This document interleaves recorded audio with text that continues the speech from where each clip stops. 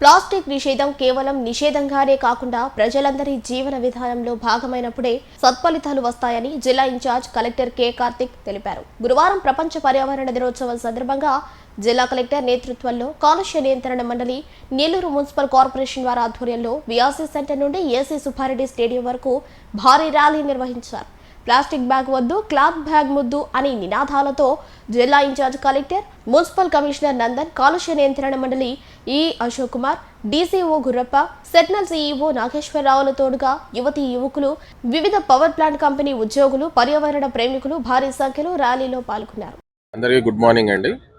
Today June 5th world environment డేలో భాగంగా పర్యావరణాన్ని పరిరక్షించుకోవాలనే ఉద్దేశంతో ఈ ర్యాలీ అనేది కండక్ట్ చేస్తున్నాము. అయితే ఈ ర్యాలీలో strong signal which we are sending and the appeal which we are making to the entire public is single use plastics ban చేయాలి.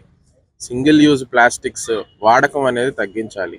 సింగిల్ యూజ్ ప్లాస్టిక్స్ వల్ల ఎర్త్కి చాలా అంటే చాలా డ్యామేజ్ వివిధ రూపాల్లో జరుగుతుంది. అదే విధంగా పబ్లిక్ వెల్త్కే కాదు, పర్సనల్గా కూడా మనకి కూడా చాలా అంటే చాలా ఇంపాక్ట్ ఈ సింగిల్ యూజ్ ప్లాస్టిక్స్ వల్ల నెగిటివ్ ఇంపాక్ట్ అనేది ఉంటుంది. కాబట్టి ఈ సింగిల్ యూజ్ ప్లాస్టిక్స్ని అన్ని విధాలుగా మనం డైలీ యూజ్ చేసే గ్రాసరీస్ ట్రాన్స్పోర్ట్ చేసుకునే దగ్గర నుంచి మనం వాడే వివిధ డే టు డే వస్తువుల్లో ఈ సింగిల్ యూజ్ ప్లాస్టిక్ని మనము అవాయిడ్ చేయాలి. దానికి ఆల్టర్నేటివ్స్గా మనము వుడెన్వి కానీ ఇంకా అదర్ ప్రాక్టికల్ పాసిబుల్ ఆల్టర్నేటివ్స్ అనేవి మనము definitely we have to explore, like jute bags, so ఈ విధంగా క్లాత్ బ్యాగ్స్ అవ్వచ్చు.